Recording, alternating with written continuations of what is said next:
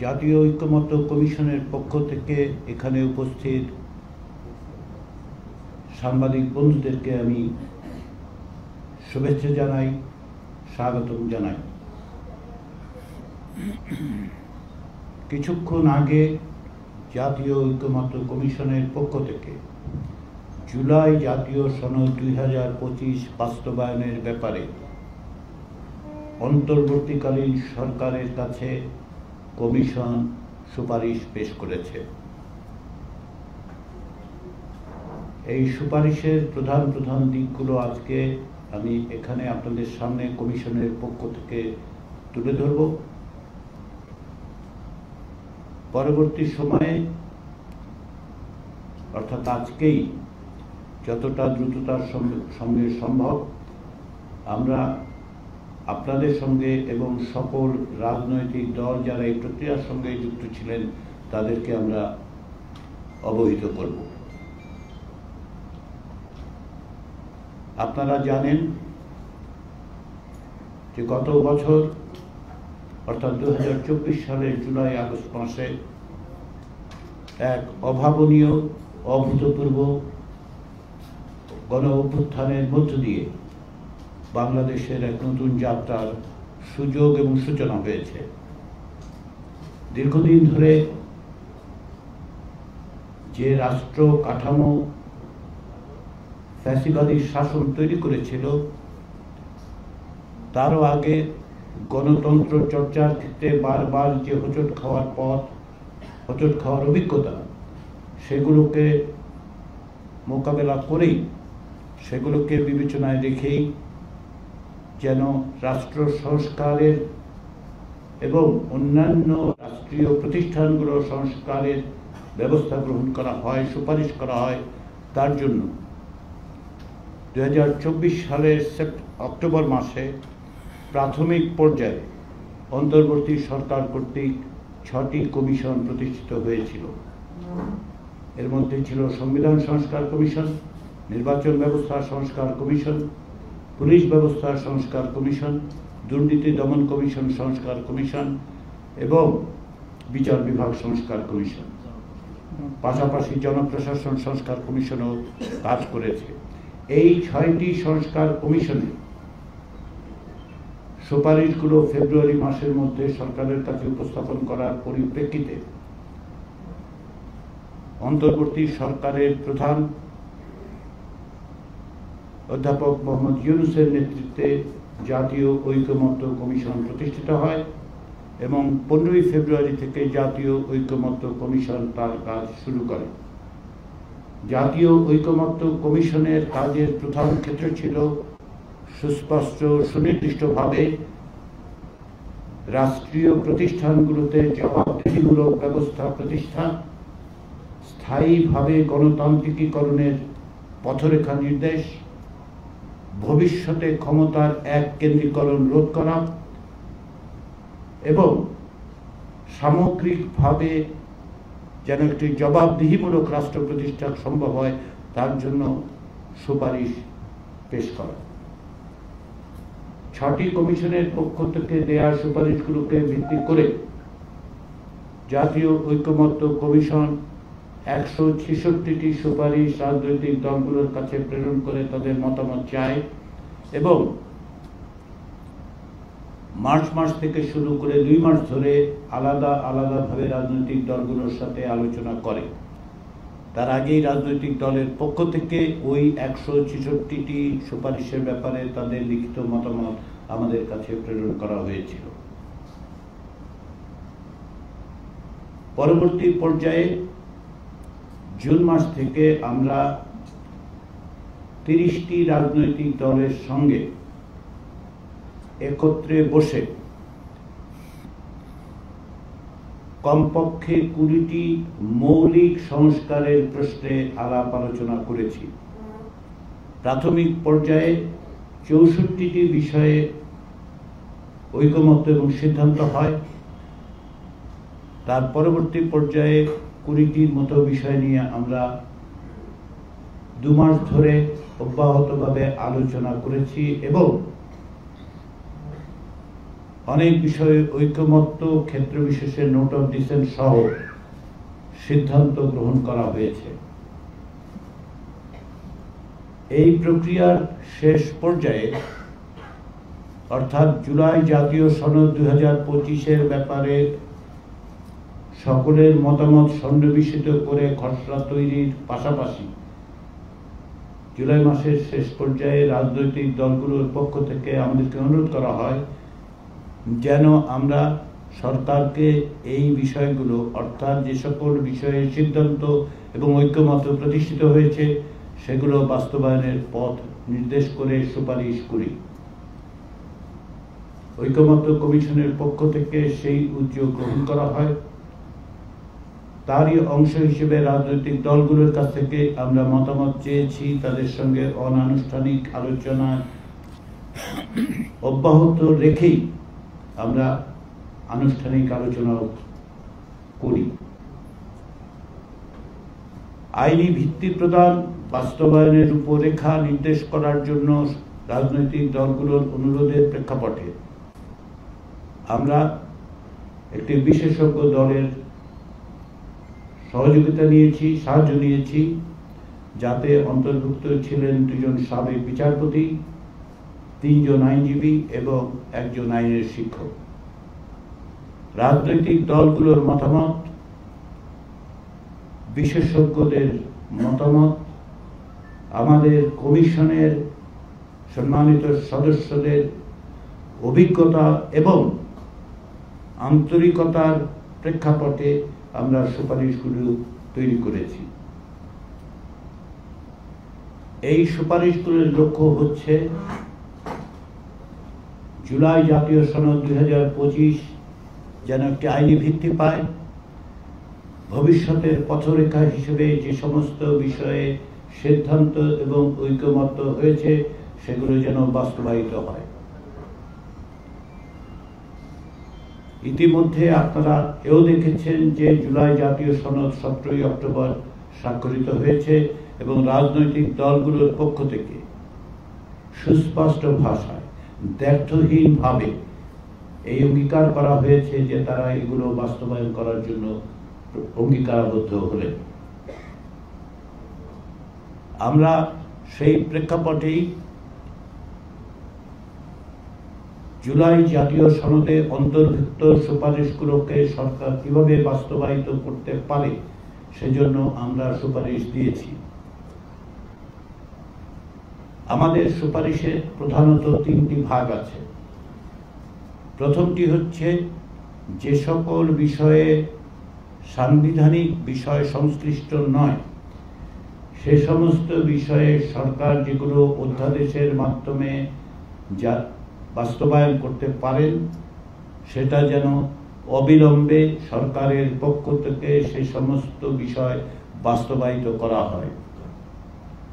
দ্বিতীয় বিষয়টি হচ্ছে এর মধ্যে সুপারিশের অনেক কিছুই আছে যেগুলো সরকারি নির্দেশ এমনকি অফিস অর্ডার দিয়েও বাস্তবায়ন করা সম্ভব, সেগুলো যেন সরকার দ্রুততার সঙ্গে বাস্তবায়ন করে।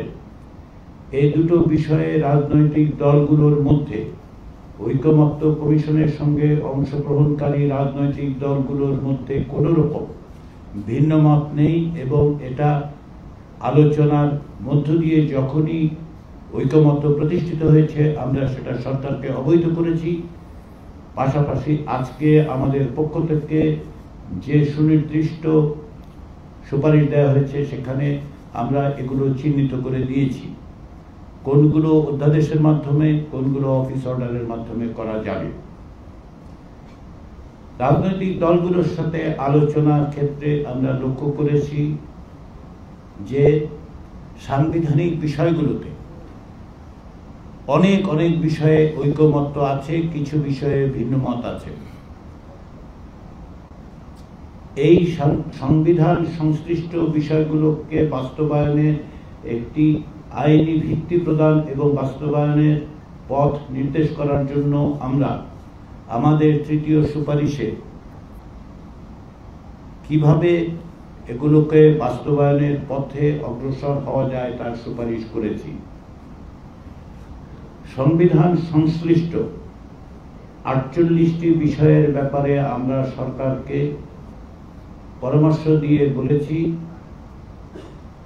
দুটো বিকল্প সরকারের হাতে আছে। এর দুটো বিকল্পের কিছু কিছু জিনিস এক, কিন্তু সামান্য ভিন্নতাও আছে। আমাদের প্রস্তাবগুলো হচ্ছে, সুপারিশগুলো হচ্ছে এই রকম। আমরা সরকারকে অনুরোধ করেছি, পরামর্শ দিয়েছি যে সরকার যেন অবিলম্বে একটি আদেশ জারি করে। এই আদেশের বিষয় হবে জুলাই জাতীয় সনদ 2025 সংবিধান সংস্কার বিষয়। সরকারের এই আদেশে অধীনে সরকার একটি গণভোটের আয়োজন করবেন। এই গণভোটে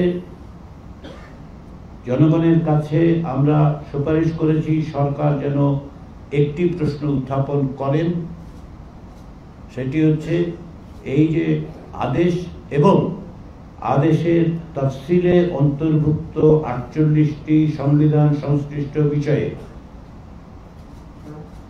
সেগুলো বাস্তবায়নের ব্যাপারে জনগণের সম্মতি আছে কিনা।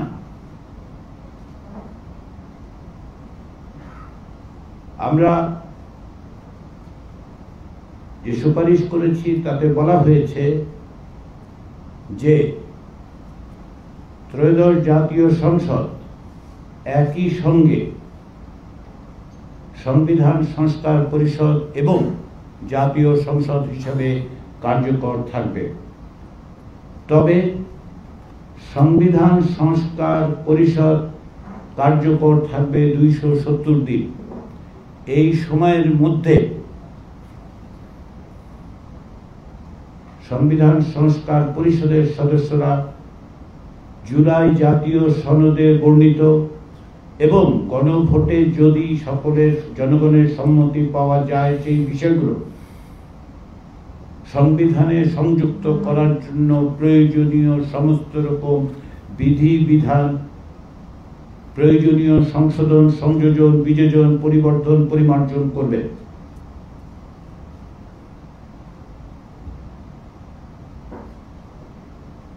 এরপরে যেটা আমরা বলেছি সেটি হচ্ছে একটি অন্যতম বিষয় হচ্ছে একটি উচ্চ কক্ষ প্রতিষ্ঠা করা। সংবিধান সংস্কার কমিশন এবং জাতীয় ঐকমত্য কমিশন এবং নির্বাচন ব্যবস্থা সংস্কার কমিশনের পক্ষ থেকে সুস্পষ্ট সুপারিশ ছিল ভোটের সংখ্যানুপাতে 100 সদস্যের একটি উচ্চ কক্ষ প্রতিষ্ঠা করা। সেই মোতাবেক যদি জনগণের সম্মতি পাওয়া যায় তবে জাতীয় সংসদ প্রতিষ্ঠার 45 দিনের মধ্যে উচ্চকক্ষ গঠন বিষয়ক প্রয়োজনীয় সংশোধনের মাধ্যমে তা বাস্তবায়িত হবে। যেহেতু উচ্চকক্ষ গঠনের ক্ষেত্রে সকলের সিদ্ধান্তের ক্ষেত্রে, সুপারিশের ক্ষেত্রে যেটা আছে যে উচ্চকক্ষ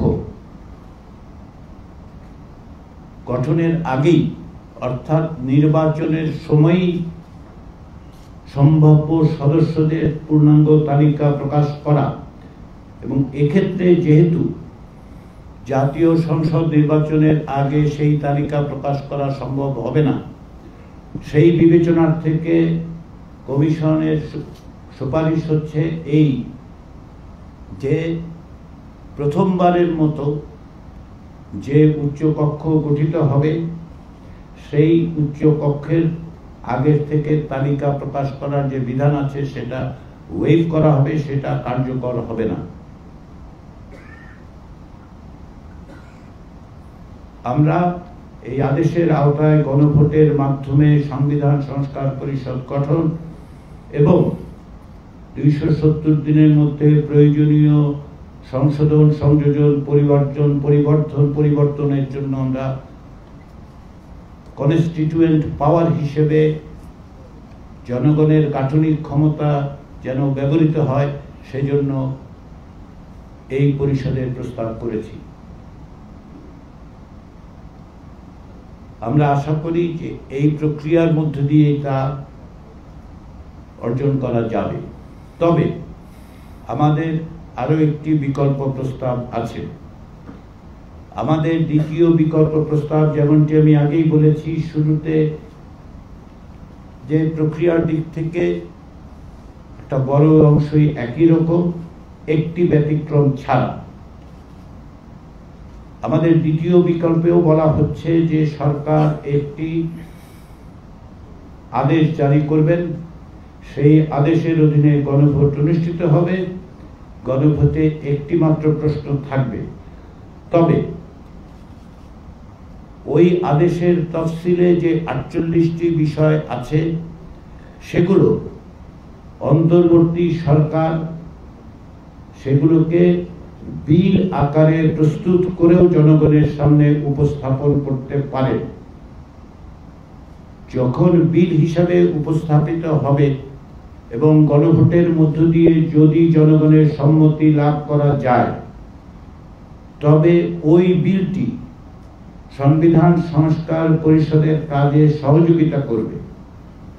এটা কোনো অবস্থাতেই কেবলমাত্র তাদের গ্রহণের জন্য দেয়া হবে না, তাদেরকে দেয়া হবে এটি যেন তাদের কাজের সহযোগিতা করে। অর্থাৎ সংবিধান সংস্কারের জন্য যে পরিষদ তৈরি হবে, সেই পরিষদ জুলাই জাতীয় সনদের স্পিরিটকে ধারণ করে প্রয়োজনীয় সংবিধানের প্রয়োজনীয় সংশোধন, সংযোজন, পরিবর্তন করতে পারবেন। তবে এই বিল যেহেতু জনগণের দ্বারা যদি অনুমোদিত হয়, তবে এটি তাদের সাহায্য করবে।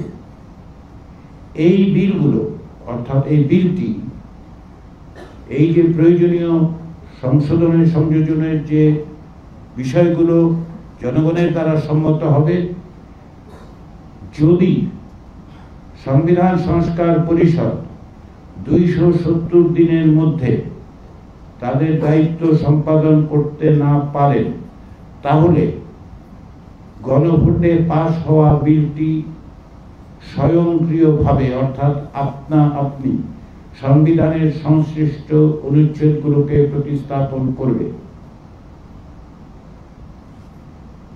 270 দিনের দায়িত্ব পালনের পর সংবিধান সংস্কার পরিষদ তার কার্যক্রম সমাপ্ত করবে।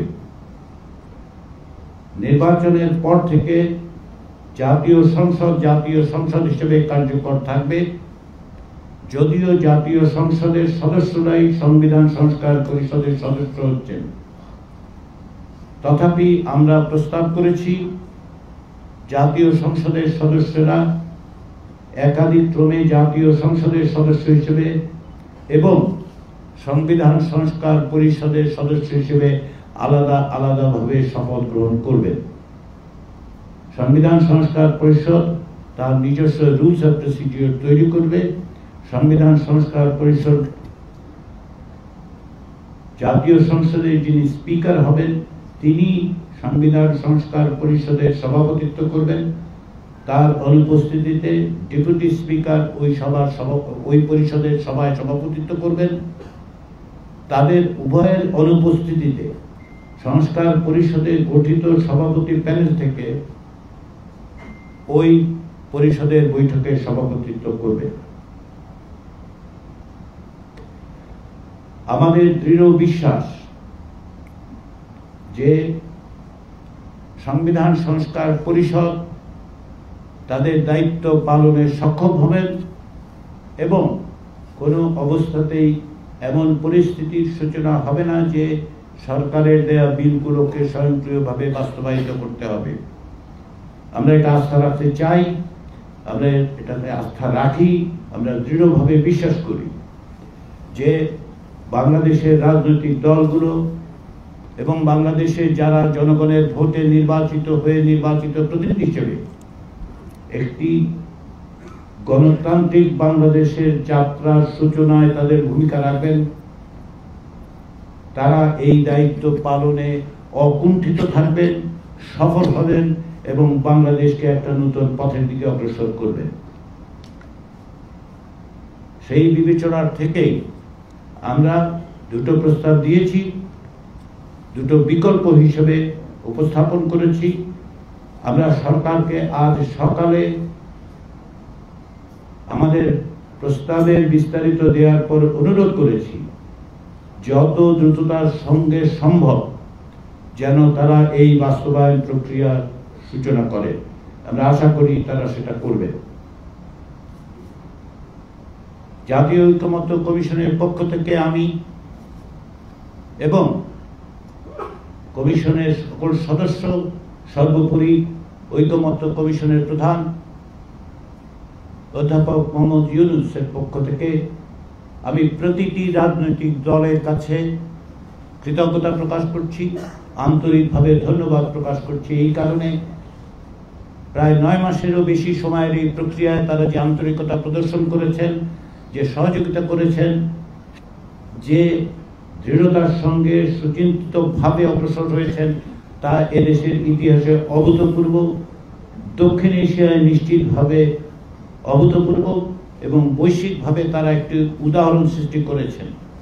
তার জন্য, এই কৃতিত্বের জন্য তারা আমাদের সকলের সাধুবাদ প্রাপ্য। আমি এই সুযোগে ধন্যবাদ জানাই জাতীয় ঐকমত্য কমিশনের প্রত্যেকটি সদস্য, যারা সমস্ত রকম বিভিন্ন রকম দায় দায়িত্ব নিজেদের অন্যান্য ব্যক্তিগত কাজ ছেড়ে হলেও এই কমিশনের দায়িত্ব পালনের ক্ষেত্রে নিষ্ঠার সাথে সময় দিয়েছেন। আমি ধন্যবাদ জানাতে চাই আমাদের যে বিশেষজ্ঞ প্যানেল, যারা আমাদের যখনই প্রয়োজন হয়েছে তখনই আমাদেরকে সহযোগিতা করেছেন, যুক্ত হয়েছেন, মতামত দিয়েছেন। আমি ধন্যবাদ জানাতে চাই আমাদের এই কাজের সঙ্গে যে গবেষকরা যুক্ত ছিলেন তাদের প্রতি। সবশেষে আমাদের কার্যালয়ে যে সমস্ত কর্মকর্তা এবং কর্মচারী এই প্রক্রিয়ার সঙ্গে যুক্ত থেকে প্রতিদিন, এমনকি সাপ্তাহিক ছুটির দিন, সরকারি ছুটির দিন, এগুলো সত্ত্বেও নিষ্ঠার সঙ্গে, আন্তরিকতার সঙ্গে, একাগ্রতার সঙ্গে তাদের দায়িত্ব পালন করেছেন, তাদের সকলের কাছে আমি ব্যক্তিগতভাবে এবং কমিশনের পক্ষ থেকে কৃতজ্ঞ। এই প্রক্রিয়ার সঙ্গে যুক্ত হওয়ার ক্ষেত্রে আমাদের এখানে উপস্থিত সকল সদস্যই প্রকৃতপক্ষে গত বছর অক্টোবর মাস থেকে যুক্ত আছেন। এই সময়ে সংবিধান সংস্কার কমিশনের দায়িত্ব পালনকালে এবং জাতীয় ঐকমত্য কমিশনের সহসভাপতির দায়িত্ব পালনকালে এদেশের গণমাধ্যমগুলো যে দায়িত্বশীল আচরণ করেছেন, আপনারা যে সহযোগিতা করেছেন, আপনাদের পক্ষ থেকে যে সাহায্য আমরা পেয়েছি, সেটা কোনোভাবেই, কোনো ভাষায়, কোনো শব্দ দিয়ে প্রকাশ করা যাবে না। ঐকমত্য কমিশনের কাজের স্বচ্ছতা নিশ্চিত করার ক্ষেত্রে আপনাদের ভূমিকা ছিল সর্বাগ্রে।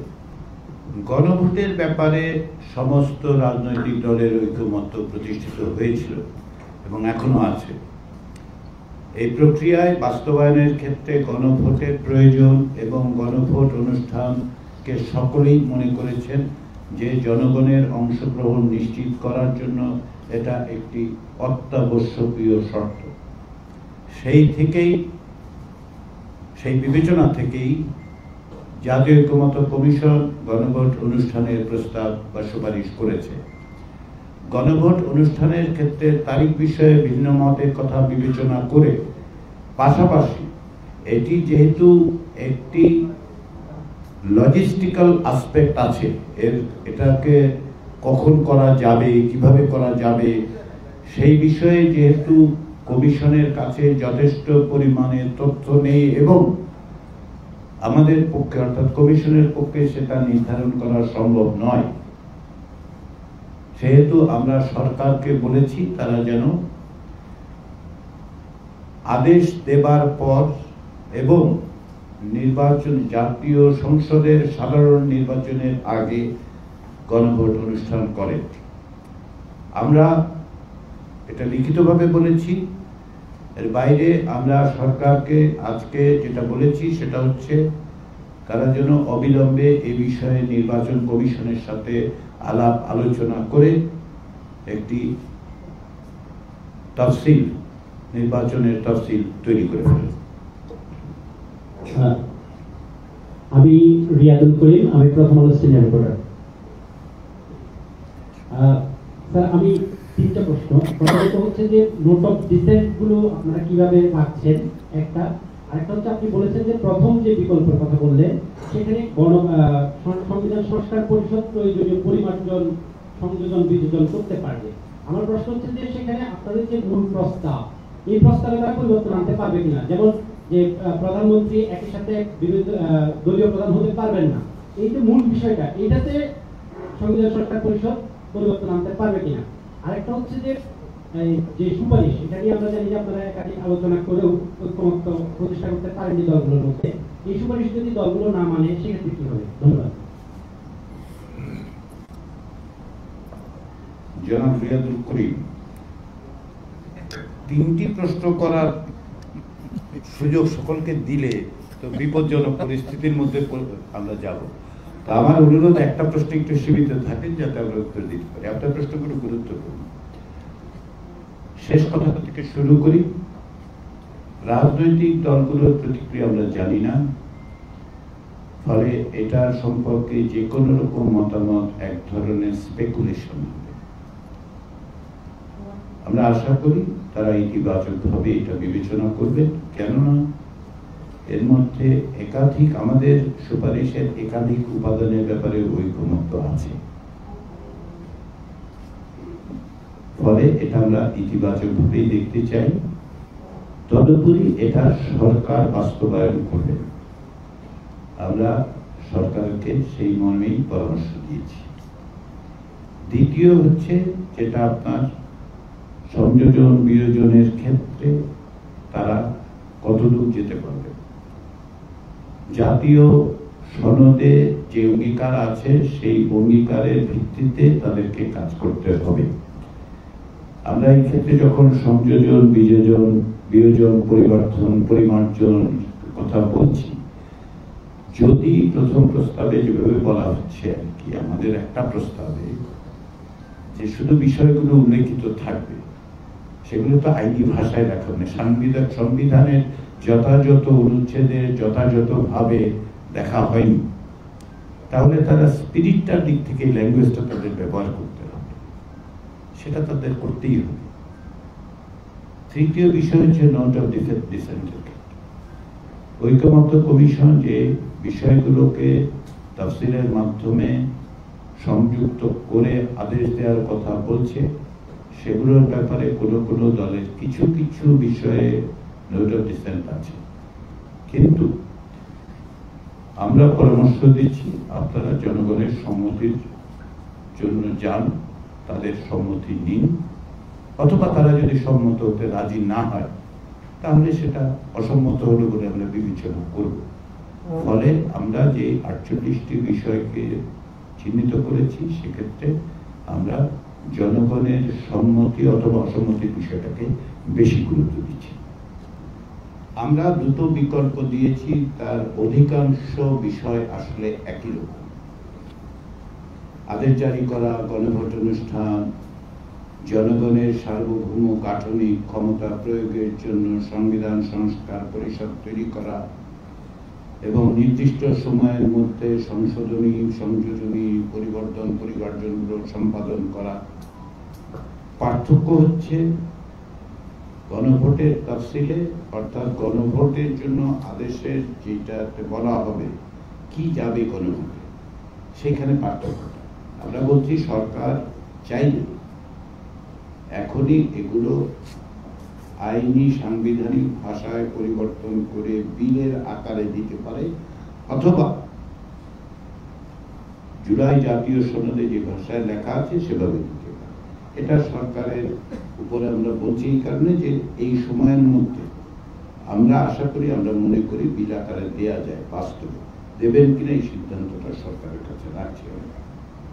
ফলে একটা চেয়ে আরেকটা শ্রেয় ওইভাবে আমরা বিবেচনা করছি না, কারণ লক্ষ্য সুস্পষ্ট। আমাদের লক্ষ্য হচ্ছে এই যে জুলাই জাতীয় সনদে যা আমরা সকলে মিলে তৈরি করেছি তা যেন বাস্তবায়িত হয়, তার জন্য যতটা সম্ভব সহযোগিতা করা, ফ্যাসিলিটেট করা, আমরা সেটাই করেছি। দুটো প্রস্তাব, ফলে এটার বদলে ওটার প্রতি আমাদের কোনো পক্ষপাত নেই। আপনারা যদি অনুমতি দেন তাহলে একটু লাইটার ভেন্যু করুন, কোনোটার প্রতি অনুরাগ বা বিরাগ নেই আমাদের। আমরা চেষ্টা করেছি আমাদের কার্যক্রমের ক্ষেত্রে যেমন কোনো ব্যক্তি দল গোষ্ঠীর প্রতি অনুরাগ বা বিরাগ প্রদর্শনের কোনো সুযোগ আমাদের ছিল না, কমিশন সেটা করে। প্রস্তাবের ক্ষেত্রেও তাই। আদেশ কে দেবেন? আমরা সরকার আদেশ দেবে বলেছি, এই কারণে যে সরকারের পক্ষ থেকে এই সিদ্ধান্তটা নেওয়া জরুরি। প্রাসঙ্গিকভাবে আমরা এই জুলাই সনদের ভিত্তি হিসেবে আমরা বিবেচনা করেছি এবং এই আদেশের ক্ষেত্রেও আমরা বিবেচনা করেছি, সেটা হচ্ছে জুলাই আগস্টের গণ অভ্যুত্থান, সেটাকেই আমরা বিবেচনায় রেখেছি।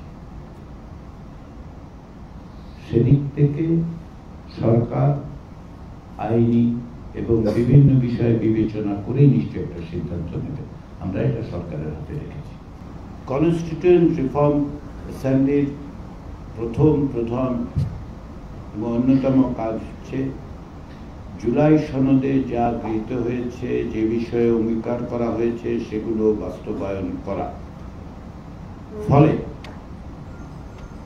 এখানে যে সমস্ত বিষয় নিয়ে আলোচনার মধ্য দিয়ে সিদ্ধান্ত হয়েছে এবং পরবর্তীতে যদি গণভোটের মধ্য দিয়ে জনগণের সম্মতি লাভ করা যায়, তাহলে রিফর্ম কমিশনের দায়িত্ব হবে সেই স্পিরিট এবং লেটার দুটোর প্রতি অবিচল থাকা।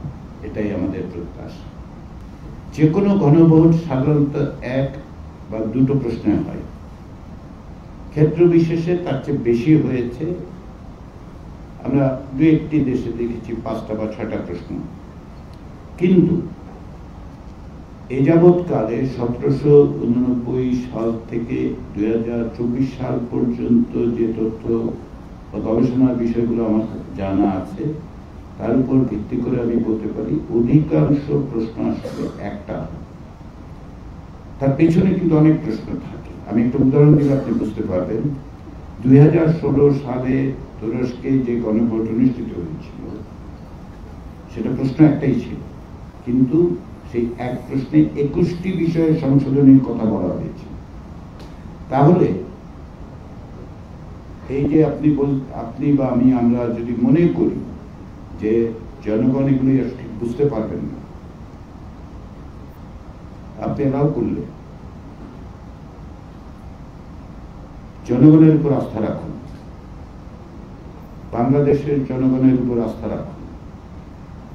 বাংলাদেশের জনগণ মুক্তিযুদ্ধ করেছে, বাংলাদেশের মানুষ 90-এর গণঅভ্যুত্থান ঘটিয়েছে, বাংলাদেশের মানুষ ফ্যাসিবাদী শাসনকে প্রতিরোধ করেছে এবং যখনই সুযোগ তৈরি হয়েছে তখন নির্বাচনী প্রক্রিয়ায় তারা তাদের রায় দিতে পেরেছেন।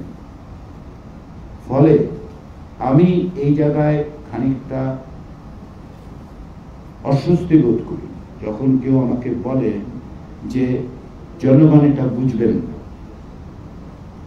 আমি এটাতে খুব অস্বস্তি বোধ করি, ব্যক্তিগতভাবে আমি খুব অস্বস্তি বোধ করি। বোঝাবার ক্ষেত্রে সরকারের একটা দায়িত্ব আছে, এটা আমি বোঝাবার অর্থে বলছি না।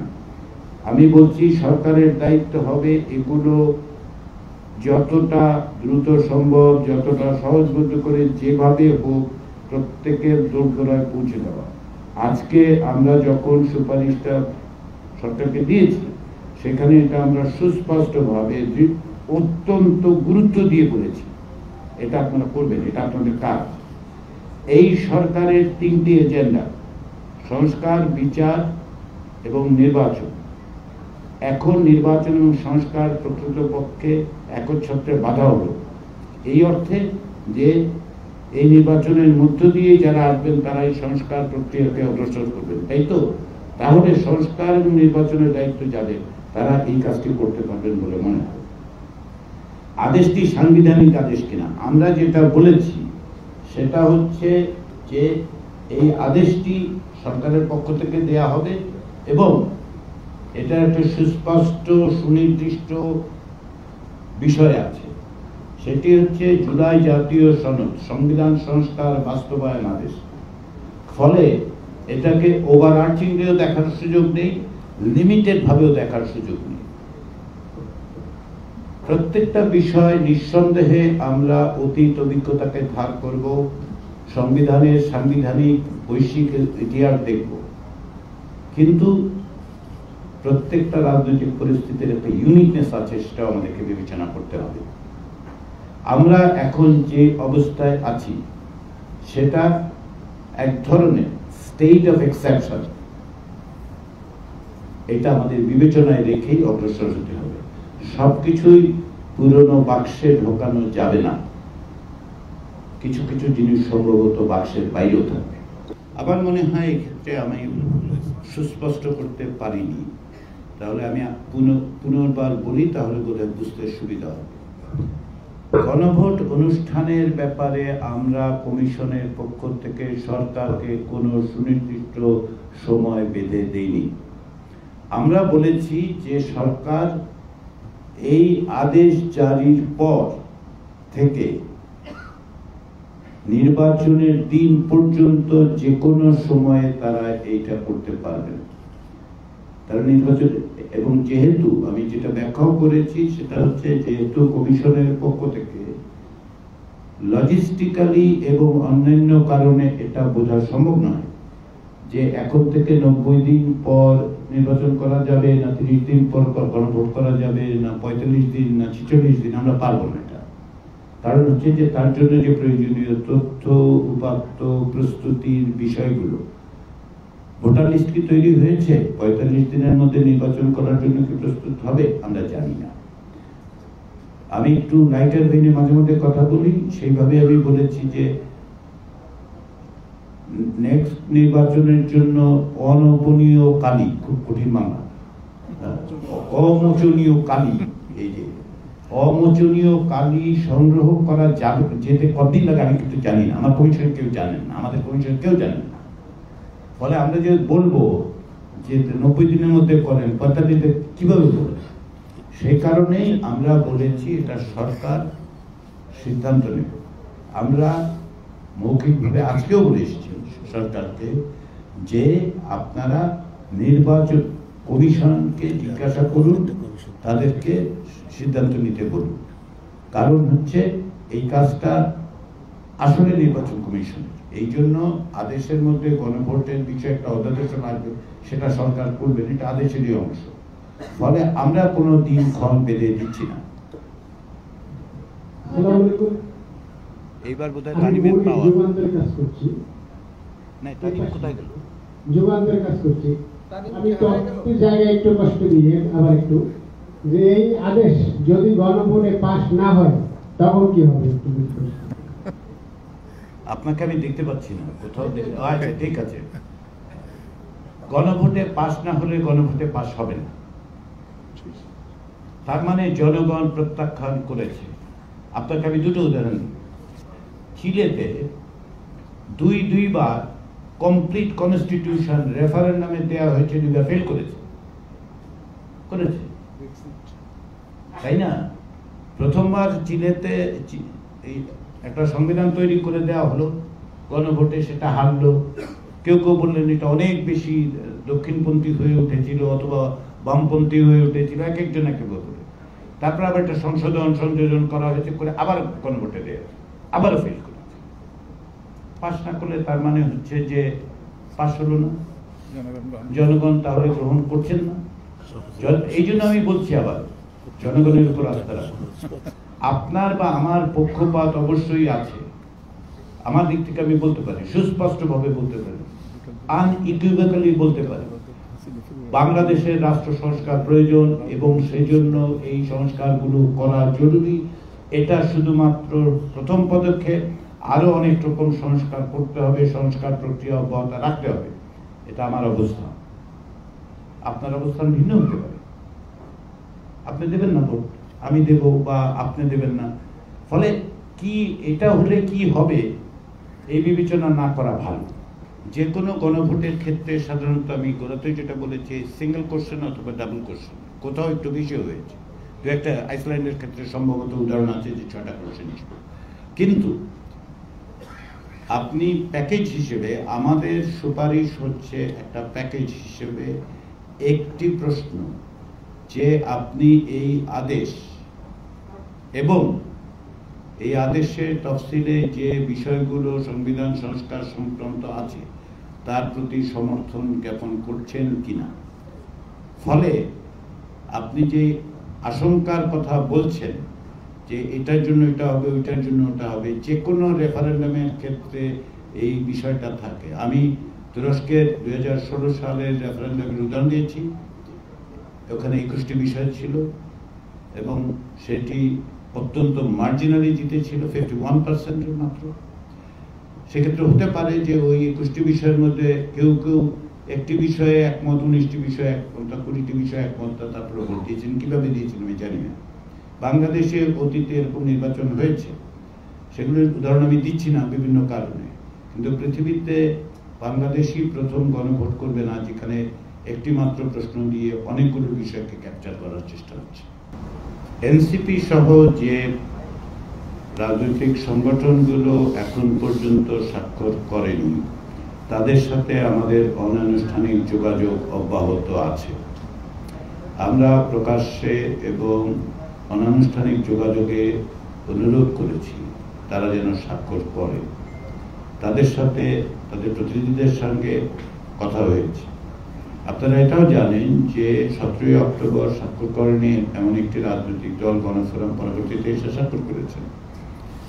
এনসিপির ক্ষেত্রে এনসিপির সাথে আমাদের অনানুষ্ঠানিক যোগাযোগেরই এক পর্যায়ে সকলের উপস্থিতিতেই, প্রায় মিডিয়ার উপস্থিতিতে আলোচনা হয়েছে। এমনকি আমাদের সাথে গতকাল রাতেও আমাদের সাথে কথাবার্তা হয়েছে। এনসিপির পক্ষ থেকে যেগুলো বলা হয়েছিল তার মধ্যে একটা হচ্ছে যে আদেশ, দুঃখিত, বাস্তবায়ন প্রক্রিয়াটা জানলে তাদের পক্ষে সিদ্ধান্ত গ্রহণ সহজ হবে। এখন বাস্তবায়ন প্রক্রিয়া তো আমরা উপস্থাপন করলাম। আমি আশা করি যে তারা সেটা দেখবেন, বিবেচনা করবেন এবং স্বাক্ষর করবেন, কারণ আমরা চাই সকলের মধ্যে থাকুক। এনসিপির ক্ষেত্রে আমার অবস্থানটা, কমিশনের অবস্থানটা পুনর্বার বলা সুযোগ আছে বলে আমি নিচ্ছি। এই জুলাই জাতীয় সনদ প্রণয়নের ক্ষেত্রে এনসিপির সঙ্গে সংশ্লিষ্ট সকলের একটা বড় রকমের ভূমিকা আছে। বৈষম্য বিরোধী ছাত্র আন্দোলনের মধ্য দিয়ে যে এক দফার আন্দোলন, তাই ফ্যাসিবাদী শাসনকে পরাস্ত করার ক্ষেত্রে সবচেয়ে বড় ভূমিকা পালন করেছে। তার সঙ্গে ছাত্র, জনতা, শ্রমিক যুক্ত হয়েছে। ফলে এই জুলাই জাতীয় সনদের শুধু পটভূমি নয়, তার বিষয়গুলোর সাথে তাদের সংশ্লিষ্টতা আছে। দ্বিতীয় হচ্ছে পুরো প্রক্রিয়াটার সঙ্গে তারা ওতপ্রোতভাবে যুক্ত ছিলেন। প্রতিটি আলোচনায় উপস্থিত থেকেছেন, মত দিয়েছেন, লিখিত মতামত দিয়েছেন। ফলে তাদের অংশগ্রহণ আছে। এই সনদে তারা স্বাক্ষর না করলেও এই সনদে তাদের ভূমিকা আছে, এই সনদে তাদের স্টেক আছে, এই সনদ তৈরিতে তারাও অবদান রেখেছেন। ফলে আমরা আশা করি যে তারা তাতে স্বাক্ষর করবে। তারা প্রক্রিয়ার বিষয়ে আমাদের সাথে দেখা করে জানতে চেয়েছিলেন। আমরা যেহেতু সকল রাজনৈতিক দলকে দিচ্ছি না, আপনারা দেখেছেন তারা বাইরে এসে বলেছেন যে আশাহত হয়েছে। আমরা আশা রাখছি, যোগাযোগ রাখছি, প্রত্যাশা করছি এবং মেয়াদ আরো 3 দিন। আজকে 28 তারিখ, অর্থাৎ 29, 30, 31 3 দিন আছে। তো যেমন 17 তারিখ স্বাক্ষরের আগে অনেকে আমাদেরকে বলছিলেন যে 17 তারিখে একদিন স্বাক্ষরের পরে বন্ধ হয়ে যাবে। আমরা বলেছি তা নয়, এটা একটা জাতীয় সনদ। কারো কারো ক্ষেত্রে 2-4 দিন সিদ্ধান্ত নিতে দেরি হতে পারে, কিছু দেখতে পারে, আমরা সেটা অব্যাহত রেখেছি। কমিশনের মেয়াদের মধ্যেই তারা স্বাক্ষর করবে, সেটাই আমরা আশা করি। প্রসিডিউরাল প্রশ্নটা হচ্ছে এই যে আমরা কিন্তু বলছি যে এটা আসলে বাস্তব খসড়া তৈরি করে দেবে সাহায্য করার জন্য। 270 দিনের মধ্যে তারা আলাপ আলোচনা করে এগুলি প্রয়োজনীয় সংশোধন করবে। আরও একজন মহিউদ্দিন সম্ভবত প্রশ্ন করেছিলেন ল্যাঙ্গুয়েজে, তো যে আরও একজন প্রশ্ন করেছিলেন তারা কি চাইলেই অন্য কিছু লিখে ফেলতে পারবেন কিনা। তারা এইটাই, এই যে কয়টা ভাষা হবে, তো এই ভাষাটা তারা আলোচনা করবেন। এক মিনিট রাজীব, আমাকে একটু শেষ করতে দিলে আমি খুশি হব। 2 নম্বর বিষয় হচ্ছে নোট অফ ডিসেন্টের ক্ষেত্রে যেটা সনদ যখন তৈরি করা হয়েছে তখন যে বাস্তবায়ন প্রক্রিয়া নিয়ে আলোচনা তো হয়নি। তো বাস্তবায়ন প্রক্রিয়ার আলোচনায় গণভোট এসছে এবং গণভোটের ক্ষেত্রে আমাদের প্রস্তাবটা হচ্ছে সবকিছু জনগণের কাছে নিয়ে যান। জনগণ যদি বলে তাহলে তারা সেই জনগণের রায় পাবার পরে রাজনৈতিক দল তার ভূমিকা নির্ধারণ করবে। আমার মনে হয় না কোনো রাজনৈতিক দল জনগণের রায় পাওয়া জিনিসকে কেবলমাত্র নিজস্ব দলীয় অবস্থান থেকে বিবেচনা করবেন, এটা আমরা মনে করছি। কনস্টিটিউয়েন্ট পাওয়ার দেওয়া হচ্ছে এই বিবেচনার থেকে যে সে ফান্ডামেন্টাল রিফর্মটা করছে। কনস্টিটিউয়েন্ট পাওয়ারের এক্সারসাইজটা হচ্ছে যে রেগুলার পার্লামেন্টের যে অথরিটিটা নাই সেই অথরিটিটা দেওয়া হচ্ছে, কিন্তু তাকে গাইড করতেছে যে এই সনদের মধ্য দিয়ে, এই রাজনৈতিক দলগুলোর প্রক্রিয়ার মধ্য দিয়ে যে সনদ তৈরি হচ্ছে সেটা যেন তাকে গাইড করে। কিন্তু তার কনস্টিটিউয়েন্ট পাওয়ারটা কোথায়? আপনি কনস্টিটিউয়েন্ট পাওয়ার মানে হচ্ছে যে আমি যাই চাইছি লিখতে পারছি না উনি কি কনস্টিটিউয়েন্ট পাওয়ার এক্সারসাইজ হচ্ছে না? তা কিন্তু নয়। কনস্টিটিউয়েন্ট পাওয়ার এই ক্ষেত্রে দেয়া হচ্ছে যেহেতু কিছু ফান্ডামেন্টাল রিফর্ম করতে হবে, যেটা আপনি রেগুলার পার্লামেন্টে এই পাওয়ারটা থাকে না। আপনি এবং আরো বেশি বিস্তারিত আমরা হয়তো আলোচনা করতে পারি। নির্বাচন বিষয়টি সরকারের, নির্বাচন বিষয়টি নির্বাচন কমিশনের। জাতীয় ঐকমত্য কমিশন নির্বাচন বিষয়ে কোনো মন্তব্য করবে না, যেহেতু এটি জাতীয় ঐকমত্য কমিশনের যে দায়িত্ব দেওয়া হয়েছে তার দায়িত্বের অতিরিক্ত। আমরা আমাদের দায়িত্ব পালন করার জন্য সচেষ্ট থেকেছি। তারই প্রক্রিয়া হিসেবে আমরা রাজনৈতিক দলগুলোর সাথে আলাপ আলোচনায় সনদ তৈরি করে বাস্তবায়ন প্রক্রিয়া সরকারকে সুপারিশ করেছি এবং আমরা আশা করি সরকার সেগুলো দ্রুত বাস্তবায়ন করবে। Thank you.